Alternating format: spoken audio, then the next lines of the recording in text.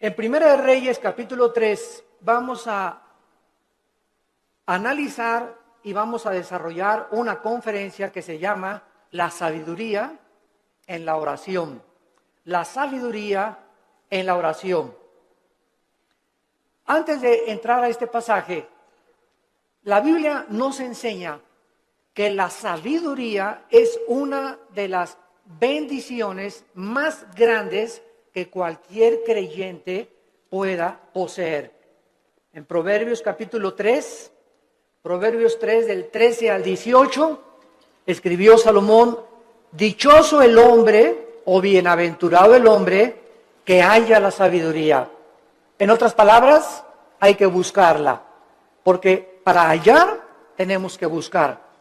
El que la encuentra y que obtiene la inteligencia, porque su ganancia, o sea, es mucho mejor ganar y tener sabiduría que toda la plata y que todo el oro que pudieras algún día amontonar.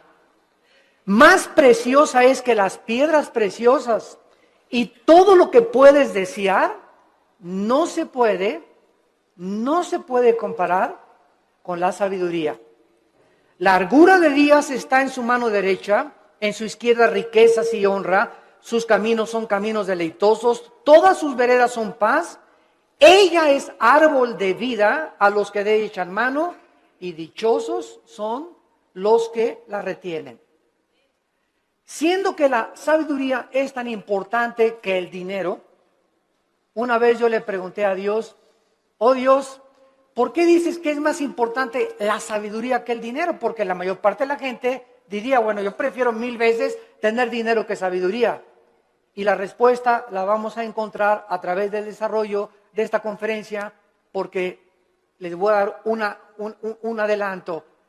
Si tú tienes dinero y no tienes sabiduría, el dinero que tienes lo vas a malgastar. Lo vas a usar en cosas y en vanidades ilusorias que se convierten en una maldición para tu vida. Escúchame muy bien. Personas que tienen dinero y no saben cómo usarlo, el dinero se convierte en una maldición para sus vidas. Pero si tú tienes sabiduría antes de tener dinero, cuando tengas dinero vas a saber cómo usarlo, dónde usarlo y a qué horas usarlo. Entonces, cuando nosotros tenemos sabiduría, antes que tener una carrera, antes que tener dinero, antes que casarnos, comenzamos a tener la capacidad de saber usar lo que Dios nos ha dado. La sabiduría tiene una definición que es la siguiente a los que la quieran apuntar. La sabiduría se puede definir como la capacidad o la habilidad para poder entender y discernir qué hacer, cómo hacerlo y cuándo hacerlo. Es la capacidad para poder entender y discernir qué hacer, cómo hacerlo y cuándo hacerlo. También podríamos decir que la sabiduría es la capacidad para saber aplicar el conocimiento. El conocimiento nos lo da la Biblia. Y muchos que me escuchan ya saben que dice la Biblia en Efesios 5, maridos, amen a vuestras mujeres. Eso dice la Biblia, ¿verdad? Y todos los varones dicen, amén, amén, amén. Sin embargo, si yo tengo ese conocimiento nada más intelectual, y en mi casa yo no soy una persona caballerosa con mi esposa, una persona que la respeta, una persona que tiene consideraciones con ella, una persona a la cual yo tengo que tratar como un vaso más frágil, si yo no pongo en práctica lo que yo conozco, no puedo tener sabiduría. La sabiduría entra a mi vida cuando practico lo que yo sé. Porque hay muchos de ustedes que conocen mucho de la Biblia tal vez, o mucho de teología, o que nos están escuchando por televisión, sin embargo, no viven lo que conocen. Dicen una cosa y hacen otra cosa. Y ahí es cuando la personalidad se comienza a desintegrar. Cuando nosotros decimos una cosa y hacemos otra cosa, nuestra mente se comienza a dividir. En la psicología se le llama esquizofrenia, que significa mente dividida. Antes de que se definiera la esquizofrenia, en Santiago capítulo 1, la Biblia decía, hace 2000 años, el hombre de doble alma. Se tradujo el hombre de doble ánimo. La palabra griega es nepesh, que es alma, es inconstante en todos sus caminos. Una persona con la mente dividida no puede ser igual en el trabajo, ni en el autobús, ni en la tienda, ni en el supermercado, ni en la escuela, ni en su casa.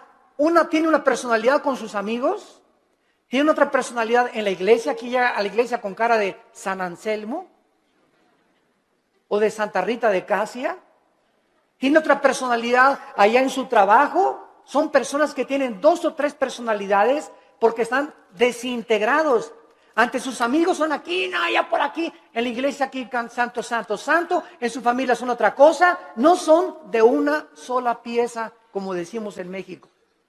Y Dios quiere que tú seas de una sola pieza. Que seas como eres aquí, allá, en la escuela, con tus amigos, a donde quiera que vayas. Y no lo eres porque no eres sabio, porque no tienes sabiduría. ¿Y por qué no tienes sabiduría? Porque no practicas lo que conoces. Ahora, ¿quién nos da esta sabiduría?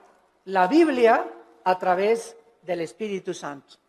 Porque la sabiduría no es amontonar conocimiento, como dicen en este mundo, esa persona es muy sabia, ganó el premio Nobel de Medicina, ganó el premio Nobel de Literatura, y se les consideran, o el científico Stephen Hawking en Inglaterra, que es el científico más grande ateo del mundo, lo considera una persona sabia.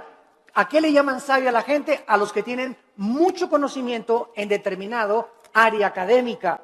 Pero la sabiduría de Dios es la capacidad para vivir, para ser papá, para educar a los hijos, para saber cómo educar a mi esposa, para tratar con el problema de mi hijo, para tratar con el problema de mi hija, para resolver los problemas en mi trabajo. Esta capacidad para resolver problemas en la Biblia se llama sabiduría. Porque hay mucha gente muy inteligente, con mucho conocimiento, sin que sepa cómo vivir. La persona que posee la sabiduría sabe distinguir entre el bien y entre el mal. Manifiesta una conducta responsable, sabe cómo actuar en diversas circunstancias, sabe cómo vestirse en diferentes circunstancias, sabe cómo usar el dinero y sabe cómo dirigir o gobernar una nación, una familia, una empresa y una iglesia. La sabiduría le da la capacidad a los gobernantes de tener un rumbo adecuado en la nación. ¿Qué es lo que vemos ahorita en el mundo? Un mundo de naciones, más de 200 naciones, con gobernantes, la mayoría sin sabiduría. La mayor parte de ellos ya, ¿verdad?, con problemas mentales muy fuertes, posicionados solamente en gobernar, en controlar el pueblo, en controlar a las masas, sin poder ellos beneficiar al pueblo, porque nunca descubrieron que el gobierno es para bendecir a los demás y no a su propio imperio. En Job, el libro de Job, capítulo 28, versículo 28, dice la Biblia: he aquí el temor del Señor es la sabiduría y el apartarse del mal, la inteligencia. ¿Qué es lo que hace a una persona sabia? Temer a Dios. ¿Qué significa temer a Dios? ¿Tenerle miedo? No. Tenerle miedo a Dios te aleja de Dios. Y tener temor de Dios te acerca a Él. Esa es la diferencia entre el temor de Dios y tenerle miedo a Dios. No lo confundan. No es igual la gimnasia que la magnesia. Cuando yo tengo temor de Dios, vengo a Dios y respeto a mi esposa, respeto mis finanzas, pago mis impuestos, trato de tener una conducta responsable. ¿Por qué? Porque tengo el temor de Dios en mi corazón. Muchos de ustedes hacen lo que hacen porque no tienen temor de Dios. Muchos de ustedes, cuando nadie los ve, cuando están jóvenes, se besan, se abrazan, abusan de las caricias y se dicen cristianos. ¿Por qué lo hacen? Porque no tienen temor de Dios. Muchos varones viajan y cuando se meten a un hotel, no está la esposa, no hay nadie, alquilan una película pornográfica. ¿Por qué lo hacen? Porque creen que nadie los ve. Pero cuando tú tienes conciencia de que Dios te ve no harías las cosas que tú haces si tuvieras el temor de Dios. Esta es la razón por la cual Salomón, regresamos ahora a nuestro pasaje, estaba preocupado por ser un rey sabio. Era joven, acababa de consolidar su poder, acababa de sofocar una rebelión interna de gobierno de su hermano Adonías, eliminando a sus enemigos. Y la nación de Israel se encontraba ahora perfectamente unificada por un liderazgo que era él, y había paz por todos lados. Su padre David acababa de morir y él estaba ahora sentado en el trono. Y Salomón, cuando está sentado en el trono, sintiendo su inmadurez, su incapacidad y su falta de experiencia, le pide a Dios sabiduría para poder discernir y poder gobernar a un pueblo tan grande. ¿Qué es lo que nosotros debemos hacer también cuando muchos de ustedes, jóvenes que me escuchan, se casan a los 23 años? Te casas, chamaca, a los 18 años, tal vez porque te embarazaste antes, o te casas a los 20 años de edad. Dices, ¿verdad? Dios mío, tengo 23 años y estoy casado. Y ahora tengo que trabajar y voy a tener que tener sabiduría para educar a mi esposa, para saber qué empleo poder tener, para saber cómo educar a mis hijos. Dios mío, reconozco mi incapacidad. Señor, reconozco mi inmadurez. Oh, Dios mío, ayúdame. Y cuando nosotros tenemos esa actitud de reconocer, Padre, ahora mi negocio creció, las iglesias crecieron, ahora tengo más hijos. Señor, no sé cómo manejar esto. Para eso está Dios, para darnos la sabiduría, la capacidad de saber qué hacer. Y no hablarle a Walter Mercado, ni a la doctora Corazón, ni al psiquiatra, ni al psicólogo, sino consultar en su palabra. Aquí en la Biblia se encuentran los consejos de la sabiduría y de la inteligencia. Esto es lo que Salomón adquirió cuando se sentó. Y vamos ahora a darle lectura al primer capítulo del primer libro de los Reyes, capítulo 3. Y vamos a ver en primer lugar algunas cosas que nos comienzan a vislumbrar el corazón de Salomón antes de entrar en el tema principal de la conferencia. Veamos en primer lugar en el versículo 1 el compromiso político y diplomático que Salomón comenzó a ejercer. Salomón hizo parentesco con Faraón, rey de Egipto, pues tomó la hija de Faraón y la trajo a la ciudad de David. Entre tanto que acababa de edificar su casa y la casa de Jehová y los muros de Jerusalén alrededor. Salomón, entrando a su reinado, inmediatamente supo que necesitaba a Egipto, que necesitaba a Siria, que necesitaba a Jordania, que las naciones de alrededor eran importantes para poder tener una buena relación política y diplomática. No quería la guerra. Entonces, Salomón, en aquel tiempo, los países hacían alianzas dando a la hija del rey al hijo del otro rey o al rey mismo. Entonces, los matrimonios en tiempos de Salomón eran por compromiso político. No necesariamente Salomón se enamoró de la hija de Faraón, tal vez ni la conoció, sino simplemente al ser la hija de Faraón de Egipto y casarse con Salomón, rey de Israel, Egipto e Israel hacían una unidad, hacían un compromiso a través del matrimonio. Es lo que significa la palabra hebrea parentesco en el versículo 1. No veo que muchos tengan sus Biblias en esta mañana. Trajeron el Calimán. La palabra parentesco es la palabra chatán en el hebreo. Chatán, que significa compromiso a través de un matrimonio político. Es la palabra que usaban para poder llevar a cabo los matrimonios políticos. Muy bien. Sin embargo, cuando Salomón adquiere el compromiso por política y diplomacia con la hija del faraón, Salomón estaba violando una ley que dice en el libro de Deuteronomio, capítulo 17, versículo 14, Deuteronomio 17, 14, que Dios había dado en el monte Sinaí a Moisés para los gobernantes.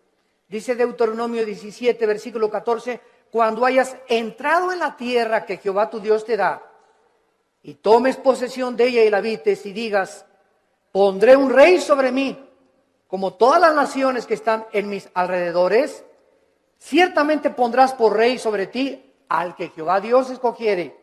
De entre tus hermanos pondrás rey sobre ti. No pondrás hombre extranjero que no sea tu hermano, pero él no aumentará para sí caballos, ni hará volver al pueblo a Egipto, con el fin de aumentar caballos, porque Jehová los ha dicho, no se vuelvan nunca por este camino. Versículo 17, ni tomará para sí muchas mujeres. Dios siempre estuvo en contra, ¿verdad?, de la poligamia, siempre. El hecho que Salomón y el hecho que David hayan tenido varias mujeres no implica que era la voluntad de Dios, porque la voluntad de Dios es doble. La voluntad de Dios es permisiva y la voluntad de Dios es directiva. Dios te da permiso de que te cases con ese roto quintopatiero. Dios te da permiso de que te hagas socio de esa persona que no es cristiana. Pero no significa que al permitirte Dios que hagas lo que hagas, no significa que era su voluntad que te casaras con ese muchacho o con esa muchacha, porque lo hiciste encaprichado en hacer algo y Dios nos deja que nosotros recojamos las consecuencias de lo que hemos arado y de lo que hemos sembrado. La cosecha es de nosotros, pero no significa que era la voluntad directiva de Dios. La voluntad directiva de Dios es: yo tengo para ti una mujer que te va a ser fiel, que va a ser la mujer de tus hijos. Espera el tiempo en que yo te la traiga. Si tú te impacientas, te casas con la equivocada y te va como infierno. Y después cuando te cases, pues es que Dios, si hubiera querido, hubiera impedido que me casara con Chencho. ¿Sabes una cosa? Dios te dejó que te casaras con Chencho y claro que lo podía impedir, pero si lo hubiera impedido, hubiera violado tu libertad, el libre albedrío. Y ya no seríamos, ¿verdad?, personas, agentes morales, seríamos robots y seríamos títeres de un Dios que Él hace lo que Él quiere.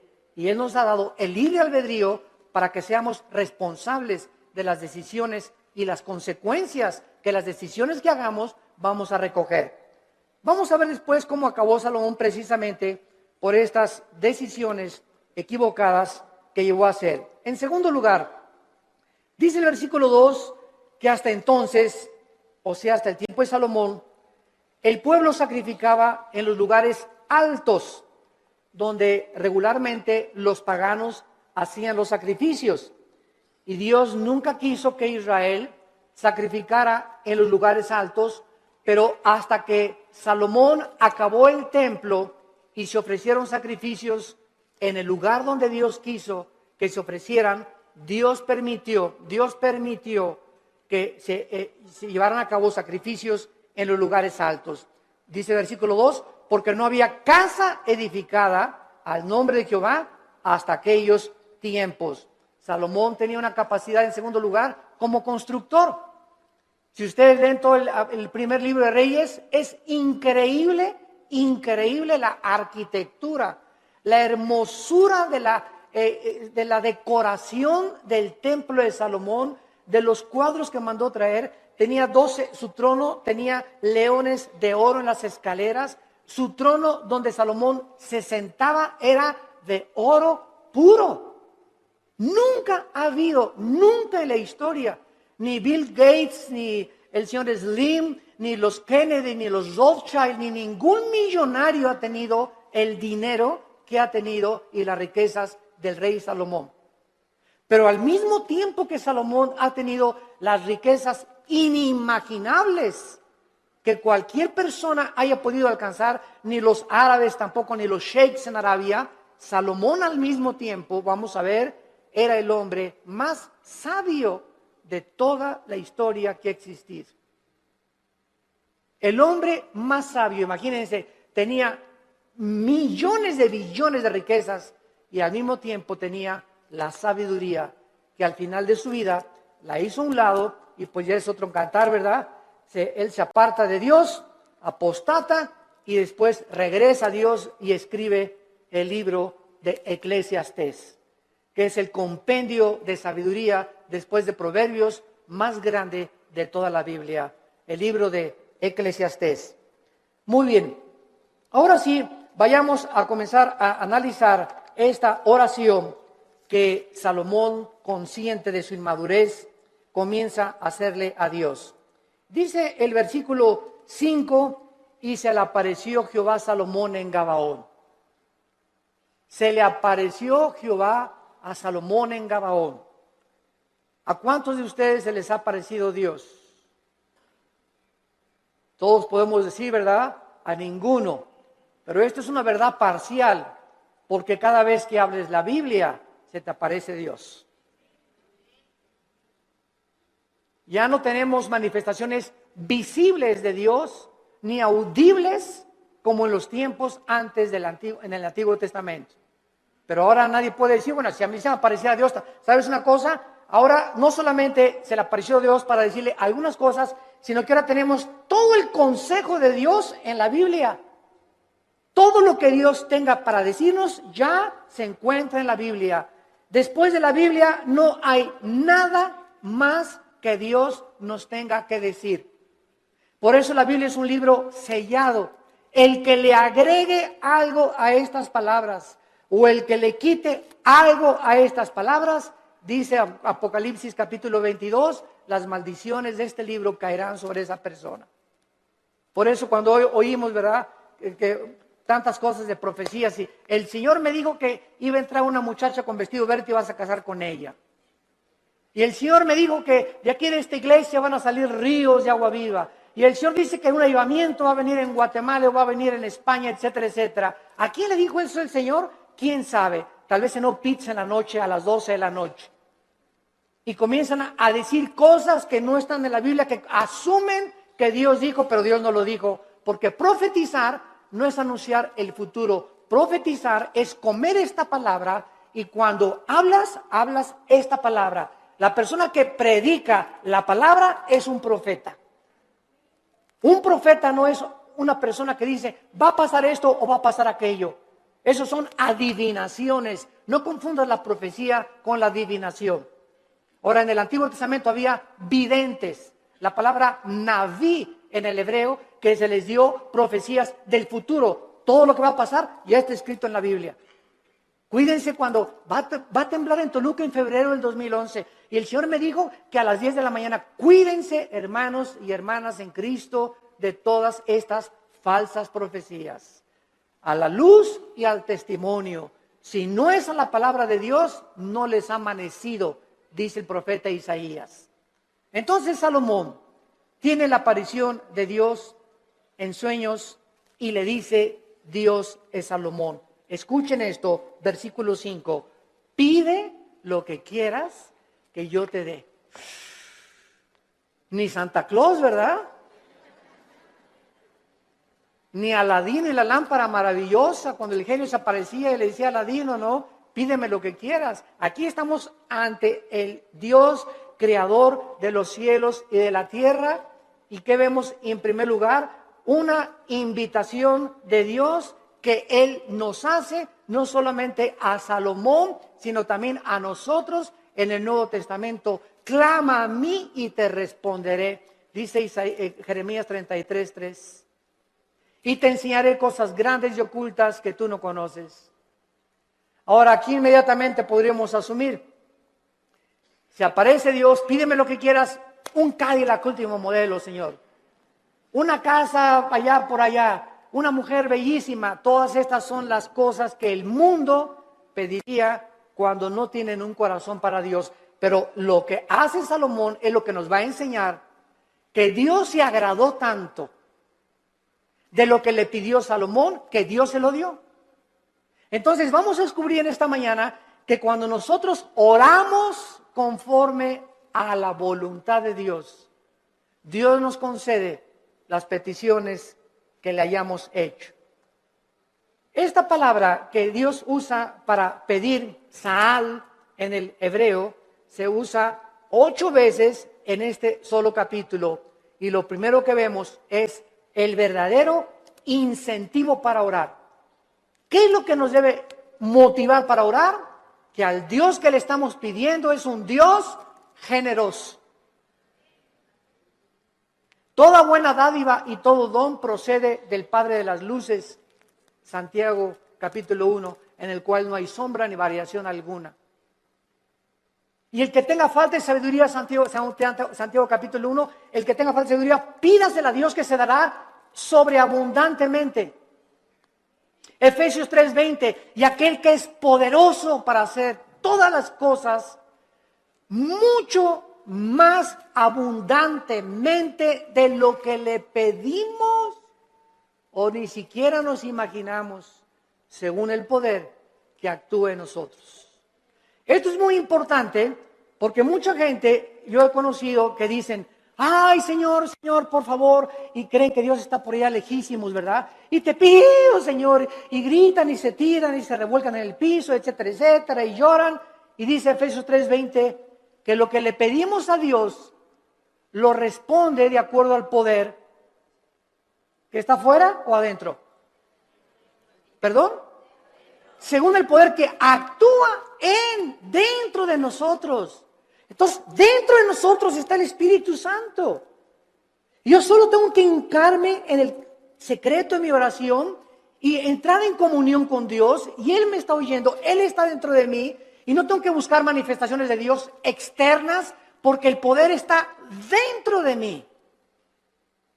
Y dentro de mí, si el Espíritu Santo, yo tengo una relación de compañerismo con Él y camino en santidad con Dios, lo que Dios me pone dentro de mí, me lo va a dar. Porque Dios se agrada cuando le pedimos conforme a su voluntad. Aunque nosotros no somos reyes ni gobernantes como Salomón, con el mismo nivel de responsabilidad que tenía Salomón, ¿acaso no es al mismo Dios que al que se acercaba Salomón en el Antiguo Testamento en oración? En Primera de Juan capítulo 5, en el Nuevo Testamento, Primera de Juan capítulo 5, versículo 14 y 15, dice la Biblia, y esta es la confianza que tenemos en Él. Cuando comenzamos a orar, si no hay esa confianza en ti, no ores. Porque el que se acerca a Dios es necesario que crea que Dios existe. Esta es la confianza que tenemos en Él, que si pedimos alguna cosa conforme a su voluntad, conforme a lo que Dios quiere para nuestra vida, Él nos oye. Si yo tengo un niño de 10 años y me dice, papá, cómprame un BMW, ¿se lo voy a comprar? Ay, papá, no me quieres porque no me compras un reloj Rolex de oro. Chamaco de 15 años, pirruris. ¿Por qué no se lo doy? Porque no es que yo no ame a mi hijo, claro que lo amo a mi hijo. Pero no se lo doy porque no puede él todavía llevar tantas alhajas en su cuerpo, ni tener un coche último modelo a los 15 años, porque le hago un mal más que un bien. Ahora, si él comienza a conocer, si mi hijo tuviera la sabiduría a los 10 o 15 años de conocer que él no tiene la madurez para poder usar las cosas que él quisiera, no me pediría eso. Entonces me diría, papá, dame un reloj conforme a lo que tú crees que debo de usar. Dame un coche, conforme el coche que tú quieras, dámelo. Ya no le pediría un Cadillac, sino, Señor, lo que tú me quieras dar. Entonces, es importante que nosotros sepamos cuál es la voluntad de Dios para nuestras vidas. ¿Y cómo la puedes saber? Leyendo la Biblia. ¿La lees diario? ¿La memorizas diario? Este año, si te pasara aquí al frente, a ver, pásala aquí, Pancholín. ¿Cuántos versículos ahorita, dinos de memoria a toda la iglesia, o cuántos capítulos de la Biblia memorizaste en el año 2010? ¿Te sabes el Salmo 23 de Perdis? ¿Te sabes de Perdis el Salmo 91? ¿O nada más sabes Juan 3:16? De tal manera amó Dios al mundo que dio su Hijo unigénito. ¿Cuántos versículos memorizas a la semana? Si tú no memorizas la palabra de Dios no la puedes guardar en tu mente. Si no la guardas, no la puedes meditar. No puedes pensar en ella, murmurarla, reflexionar en ella, ponderar en ella, porque necesitamos memorizarla, masticarla, asimilarla y guardarla en nuestro corazón. Y ahí se queda, y largura de días y años de vida y paz te aumentarán, y la sabiduría comenzará a manifestarse en tu vida. Hermanos, el cristianismo no es venir aquí solamente el domingo, de 9:30 a 11 de la mañana, o de 12 a 3 o al servicio a la iglesia que tú vayas. El cristianismo es creer lo que Dios dice. Josué de día y de noche medita en este libro de la ley, le dijo Dios en Josué 1:8 y 9, para que prosperes. Ay, hermano, no salgo de perico perro. Y en el 2010 no me alcanzó ni para la colegiatura, no tengo ni para el aguinaldo, no tengo esto, no tengo aquello. Y Dios te pregunta, ¿y por qué si tienes un padre millonario? Es como el que estaba sentado ahí en la banqueta sin zapatos y con un taquito y nada más así. Y llega una persona, ¿y quién eres tú? Soy hijo del rey de Inglaterra. ¿Y por qué estás ahí sentado en la banqueta? Y traía el muchacho una chequera aquí.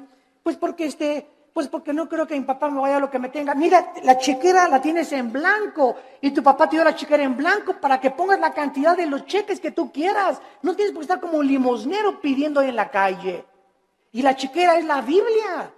Tenemos la chequera de Dios para que la guardemos aquí en nuestro corazón y no andemos ahí mendigando ni causando lástimas. Tenemos un Padre que nos quiere dar todo, pero ¿por qué no nos los da? Porque le pedimos conforme a nuestros gustos. Le pedimos cuando lo necesitamos, cuando tenemos una tragedia, cuando viene un problema moral, cuando nos enfermamos, cuando estamos en el hospital. Señor, ayúdame. Señor, te pido, mi hija se fue a mi casa. Ayúdame con este negocio. Y ya no tengo dinero y no me alcanza. Pero los días anteriores, los meses anteriores, ¿has tenido compañerismo con Él? ¿Lo has amado con todo tu corazón? ¿Eres santo? ¿Amas a tu esposa? ¿Bendices a tus hijos? ¿Les enseñas la palabra de Dios a tus hijos? ¿Eres honesto en tus negocios? Entonces Dios no puede darte, porque el que es infiel en lo poco, en lo mucho lo es. Si Dios te bendijera y te diera y te ayudara, te echaría a perder, porque no tienes la sabiduría para vivir y tener lo que Dios te quisiera dar. Reflexionen y mediten en esto profundamente, santos de Dios. A continuación, dice el versículo del 6 al 8, no solamente que tenemos el incentivo para orar, la generosidad de Dios. Ahora veamos el fundamento de la oración, la seguridad de que Dios nos va a oír. Dice el versículo 6 y 7, Primera de Reyes capítulo 3, si Salomón dijo, dame un Cadillac, hazme millonario, dame $1,000,000 y le doy $500,000 de ofrenda a la iglesia. Es la oración de casi todos los cristianos. Bendíceme, Señor, si me das 5 millones de pesos, te prometo que le doy 3 millones de pesos a la iglesia. ¿Sabes una cosa? Te dice, ¿cuánto tienes ahorita en el bolsillo? Pues ahí tengo como unos 5,000 pesos. Primero sé fiel con los 5,000 pesos antes que me pidas 5 millones de pesos. Y si no has sido fiel con lo poquito que te he dado, tampoco lo vas a hacer cuando yo te lo dé. A mí no me ves la cara, dice el Señor. Dios no puede ser burlado. Entonces tenemos que entender eso, ¿verdad? Vean ustedes ahora cuando Dios le dice a Salomón, pídeme lo que quieras. ¿Por qué Dios le concedió a Salomón lo que le concedió? Salomón le contestó, en primer lugar, tú hiciste gran misericordia a tu siervo David, mi padre. En primer lugar, recuerda, antes que nada, antes de pedirle, recuerda lo que él había hecho con su padre anteriormente. Dice a continuación, porque él anduvo delante de ti en verdad, en justicia y con rectitud de corazón para contigo. En segundo lugar, recuerda que su padre recibió de Dios lo que recibió porque David anduvo en integridad. ¿Qué es integridad? Hacer lo que nosotros decimos. Vivir lo que nosotros predicamos. Si tú predicas una cosa y vives otra cosa, no eres una persona integral, íntegro. Te estás desmoronando, te estás desintegrando, tu mente se está dividiendo y se puede dividir en 2 partes, en 3 partes, hasta en 4 partes. Y después los psicólogos entran y dicen, desórdenes múltiples de la personalidad humana. Personas que tienen hasta 5 personalidades y que se consideran como psicópatas, que ya tienen que ser internados en un hospital para enfermos mentales, que nunca su problema fue el problema mental, su problema fue que nunca resolvieron sus pecados pasados. No quisieron oír la voz de Dios en sus corazones. En tercer lugar, dice David, y tú le has reservado esta tu gran misericordia en que le diste hijo que se sentase en su trono como sea en este día. Salomón, antes de pedirle nada a Dios, maduro, no había hecho nada para Dios, estaba construyendo apenas el templo, sino que Salomón dice, yo estoy como estoy y yo estoy como rey de Israel porque tú hiciste un pacto con mi papá. Y por la misericordia que le tuviste a mi papá, yo estoy sentado aquí. Yo no merezco estar sentado aquí. Lo estoy por causa de la misericordia que tú tuviste para con mi padre. Y esto es algo muy importante porque muchos de ustedes están donde están por las oraciones de tu mamá, por las oraciones de tu padre, tal vez las oraciones de tu abuelo que tú no llegaste a conocer. Pero Dios nos ha prometido, la generación de los justos será bendita.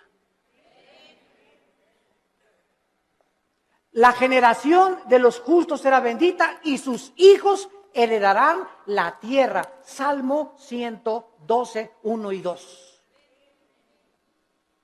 ¿Qué significa esto? Que aunque tengamos nosotros todavía hijos que vemos que no vienen al camino, yo conozco muchos grandes hombres de Dios, muchos misioneros que murieron y sus hijos no eran cristianos y se salvaron después de que se murieron los papás. Pero Dios cumplió su palabra. Entonces, el hecho que muramos y no alcancemos a ver a muchos de nosotros, a todos nuestros hijos salvos, no implica que Dios no va a cumplir su palabra. Dios va a cumplir su palabra. Y nuestros hijos son benditos.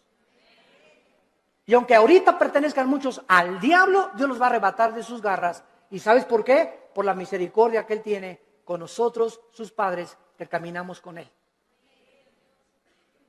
Pero si tú no eres un padre que caminas con Dios, si tú no eres un padre fiel con Dios, si tú no caminas en santidad, estas promesas no pueden tener cumplimiento. La misericordia de Dios es sobre los que le temen y sobre de ellos hará conocer sus pactos. Y vemos enseguida cuando le dice Dios, cuando le dice Salomón en el versículo 6, finalmente, tú le has reservado esta misericordia en la que le diste hijo que se sentase en su trono, como sucede en este día. Vemos la fidelidad de Dios de una forma maravillosa.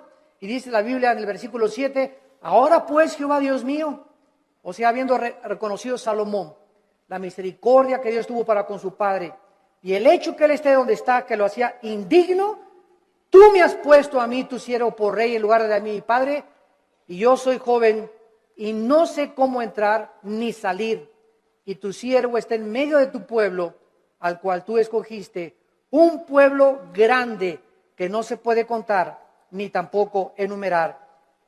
Salomón finalmente comienza a orar porque al recordar la misericordia con su padre, sabe que lo que Dios dice lo cumple. ¿Qué hace que nosotros oremos? La fidelidad de Dios. Dice en Efesios 3:20, y aquel que es poderoso para hacer las cosas mucho más abundantemente.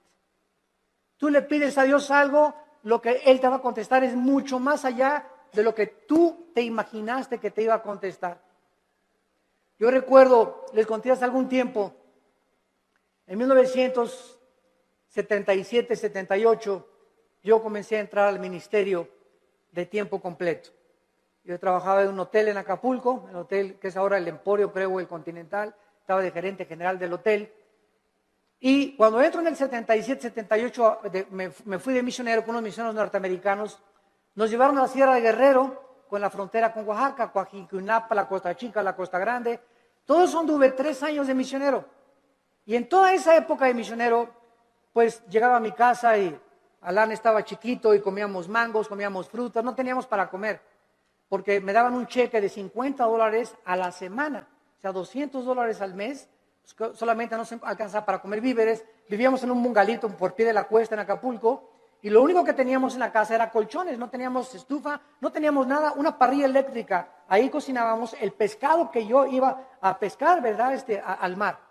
Entonces, durante todo ese tiempo, Dios me mostró su fidelidad. Nunca nos faltó pescado, nunca nos faltaron mangos en los árboles, ni tampoco manzanas, y peces. Aventaba el anzuelo y a las 2-3 horas agarraba 3 o 4 huachinangos y grandes peces, y comíamos ostras, y comíamos las cucarachas que se pegaban en las piedras. Me bajaba a bucear y las raspábamos así con limoncito, ¿verdad? Ricas así, y eso es lo que comíamos por 3 años.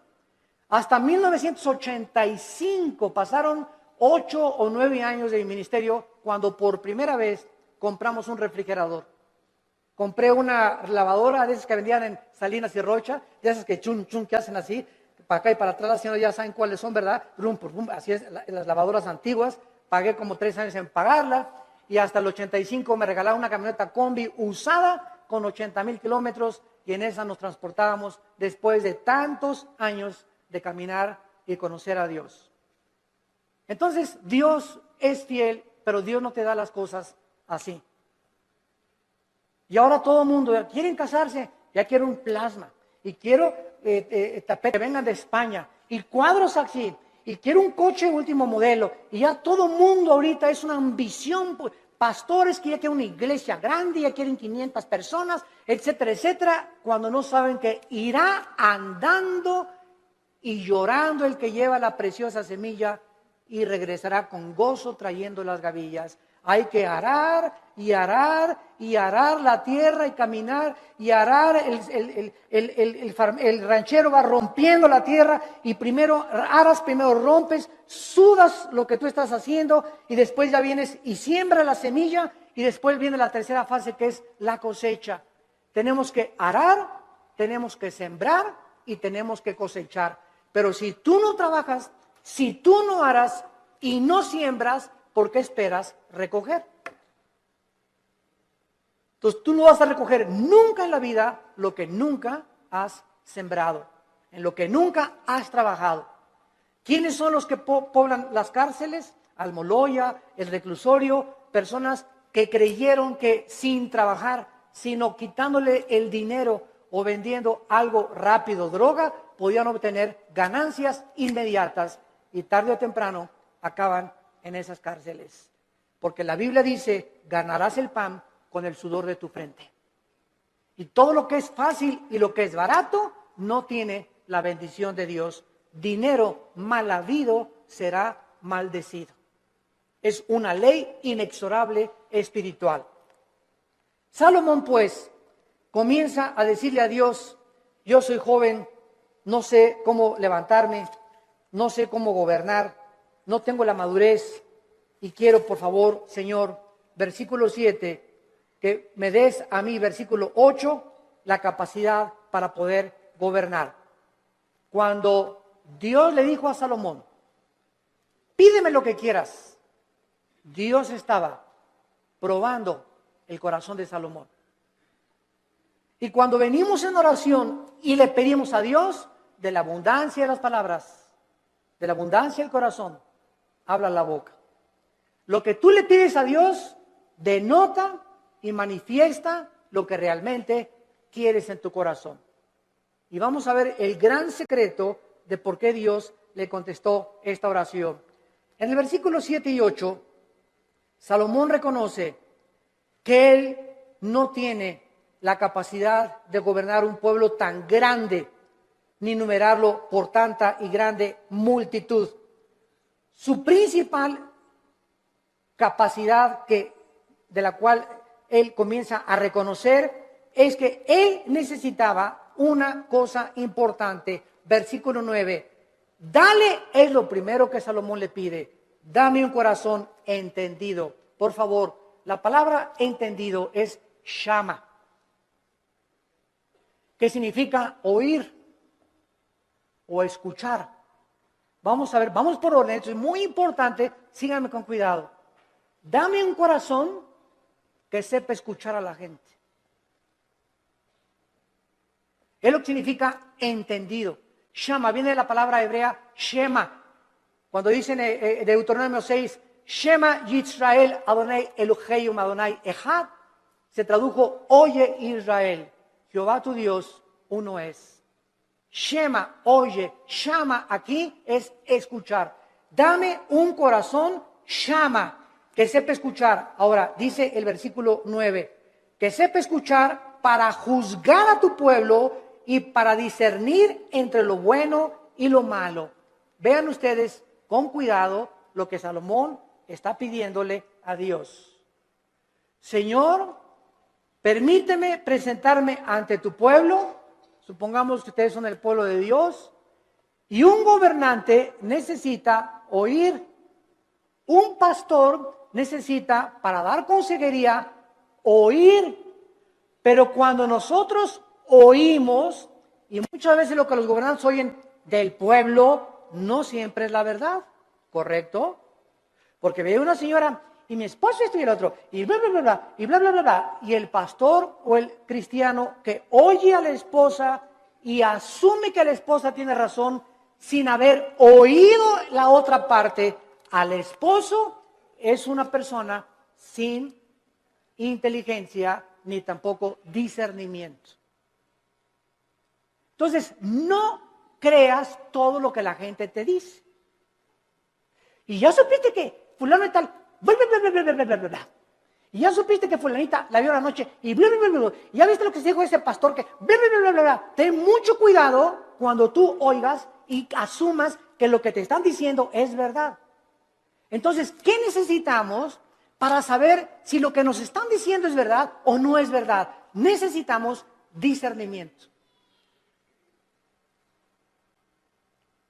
Y el discernimiento es una capacidad que el Espíritu Santo da para poder distinguir entre el bien y entre el mal, entre la mentira y la falsedad, entre lo que es real y lo que no es real.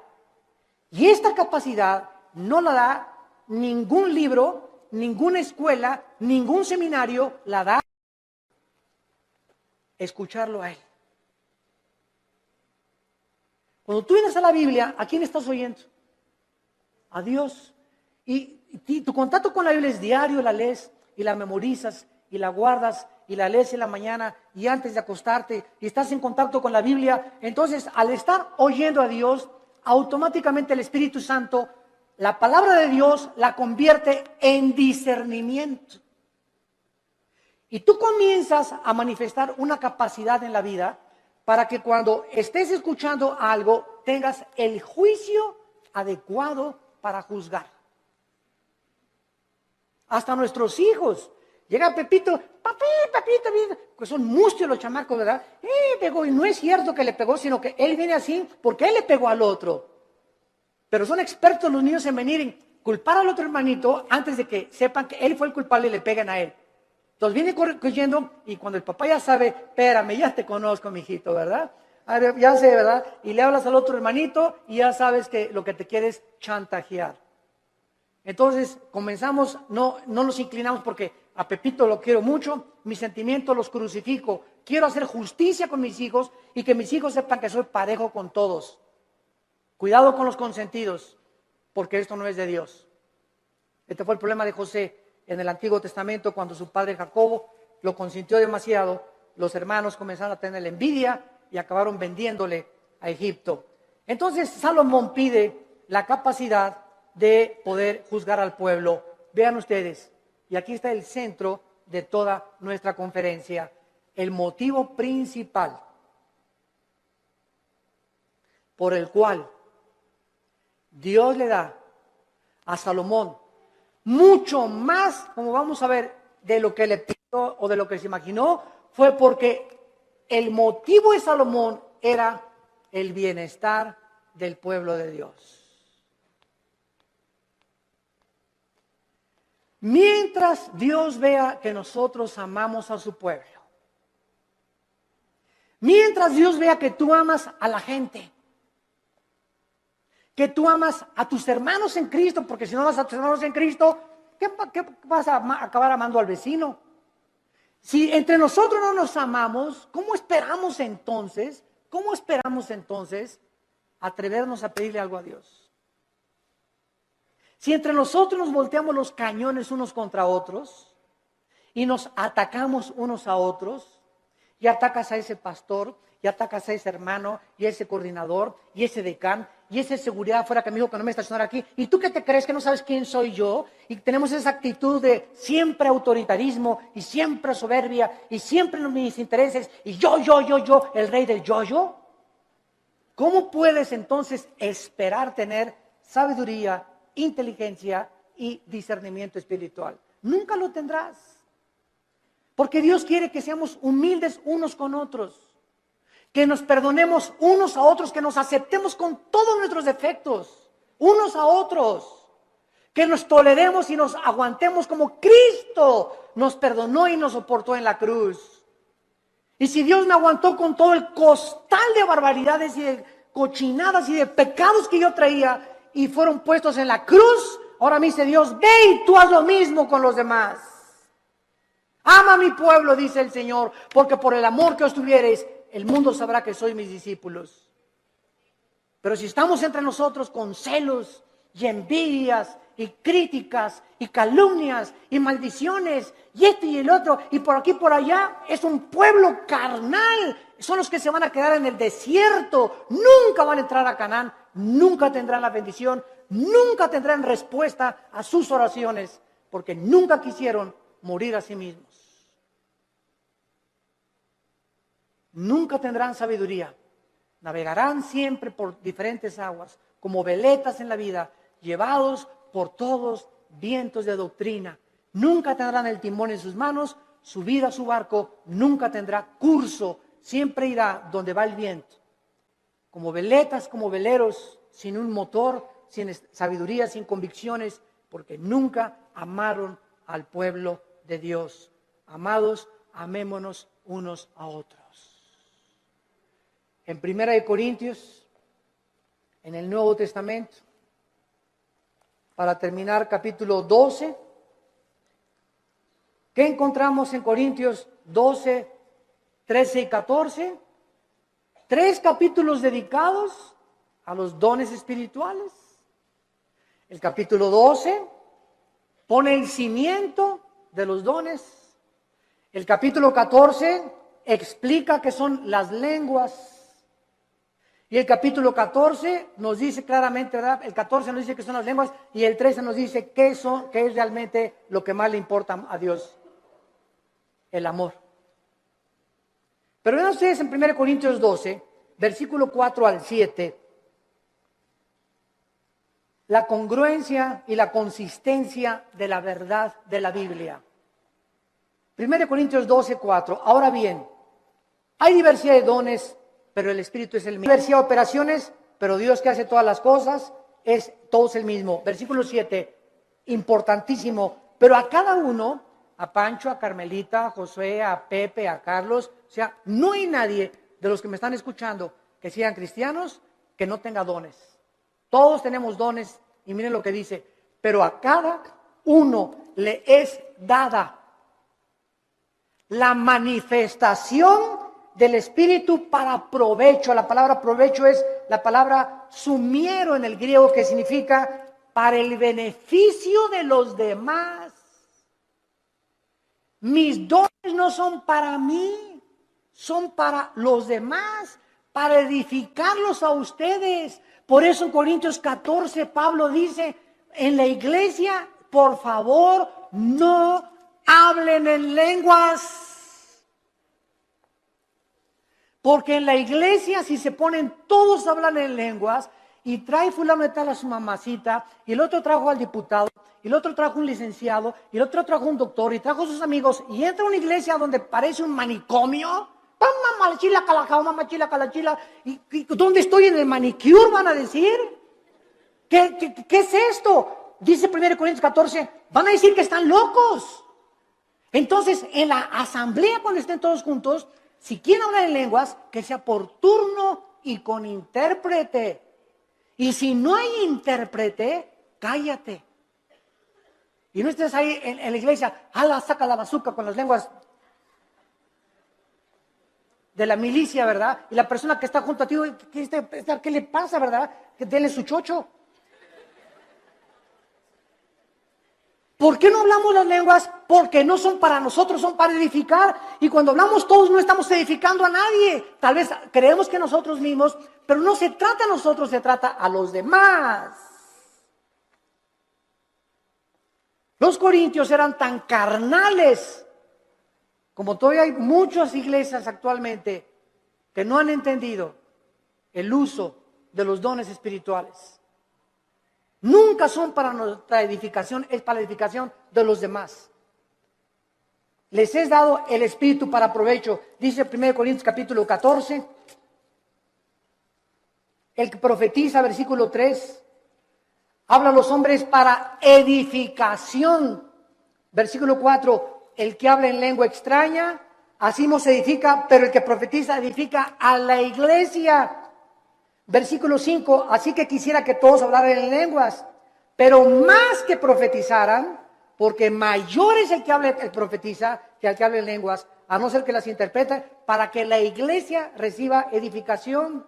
Versículo 12, así también ustedes que anhelan dones espirituales, procuren abundar en ellos para edificación de la iglesia. Más de 7 veces en un capítulo dice Pablo, los dones son para los demás, para el beneficio común, viven para los demás. Padre, dame sabiduría, no para ser sabio, para educar a mi familia. Padre, dame sabiduría para ser pastor y ser un pastor que sepa aconsejar para poder bendecir a tu pueblo. Padre, dame propiedades o dame bienes materiales conforme a ti para edificar a tu pueblo. No nos interesa para mí, para edificar a tu pueblo. Cuando nosotros tenemos en el corazón el pueblo de Dios, Dios bendice sobreabundantemente. Porque nadie vive para sí mismo, vivimos para los demás. Y el secreto de la felicidad, como les decía ayer en el desayuno, es vivir para los demás. Ahí se encuentra el secreto de la felicidad. Tu casa es úsala para la gloria de Dios. Tu coche, úsalo para transportar hermanos, úsalo para el reino de Dios. Tu dinero, úsalo para el reino de Dios. Dios no está en contra que tengas ahorros ni que tengas dinero, pero no ahorres más de lo debido, no seas más avaro, no tengas más propiedades de las debidas, porque te conviertes en persona avariciosa. Estás guardando ya de más y mañana te vas a petatear. Mañana cuelgas los tenis, como dicen los jóvenes. Mañana partimos tal vez a casa y lo que has hecho, ¿para quién se le quedó cuando se pudo usar para la gloria de Dios? Cuando tenemos ya esa visión, Dios nos comienza a derramar abundantemente todas aquellas cosas que Él anhela, porque Él busca instrumentos a través de los cuales Él pueda canalizar su gracia y sus bendiciones para los demás. Abraham, desde el principio de la Biblia, Abraham, te voy a bendecir para que tú seas bendición a las naciones. Todo lo que Dios nos da no es para echarle aquí y aquí y aquí. Dios me da para darlo. Dios me da para darlo. Si Dios me da y lo sigo guardando y no lo saco, me va a romper las bolsas y lo que tengo no lo voy a aprovechar. Y entonces el diablo viene, como dice Malaquías 3, el devorador, y se lleva aquello que le pertenecía a Dios. Nos comienza a robar lo que le pertenecía a Dios, porque no hemos entendido que la sabiduría es para bendecir al pueblo de Dios. Gracias por tu palabra, Señor, en esta mañana. Te damos gracias, Señor, porque eres inmensamente generoso y bueno para con todo tu pueblo.